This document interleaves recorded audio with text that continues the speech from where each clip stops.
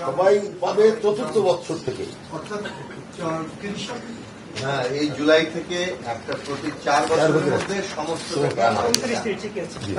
4 বছরে সারা দেশের সকল মসজিদ, মন্দির, গির্জা, ঈদগাহ সব মিলিয়ে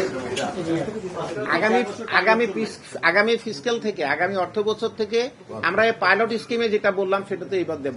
আগামী ফিসক্যালে, আগামী জুলাই থেকে, এই নেক্সট জুলাই থেকে আমরা 1/4 দেবো টোটালে, এরপরে আর 1/4। এইভাবে প্রত্যেক বছর করে। মসজিদের সংখ্যায় আছে 3 লাখ। কতজন আমাদের দেশে মসজিদ আছে? 3 লক্ষের উপরে, 4 লাখ। এবং এটাও 2000 মসজিদ আছে, 44,000-এর উপরে মন্দির আছে, এছাড়া গির্জা আছে। কমপক্ষে 15 লক্ষ লোক নিয়োজিত হবে।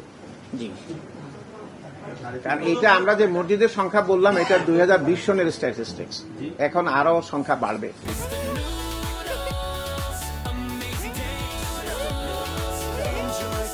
পাইলটিংটা বাছাই করার জন্য প্রাথমিক দায়িত্ব দেওয়া হয়েছে উপজেলা নির্বাহী অফিসার আর সমাজসেবা অফিসার, উপজেলা সেক্রেটারি, ইসলামিক ফাউন্ডেশনের লোক সহযোগিতা করবে। এই উদ্দেশ্যে শর্ত হলো জুম্মা মসজিদ হতে হবে একটা, তো প্রতি ইউনিয়নে একটা, সেজন্য অত বেশি যাচাইয়ের দরকার নেই। একটা পৌরসভার একটা মসজিদ জুম্মা মসজিদ হতে হবে, এবং যাতে নিজস্ব আয় কম আছে সেটা হলো প্রাথমিকভাবে একটা।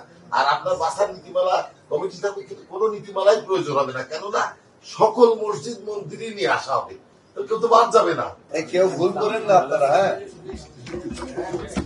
এই যে পাইলট, এটা কিন্তু সব ঈদের আগে যাচ্ছে। কেউ আবার ভুল করে বলেন না জুলাইয়ের পরে যাবে বাকিরা। পাইলট এগুলো ঈদের আগে সব হয়ে গেছে।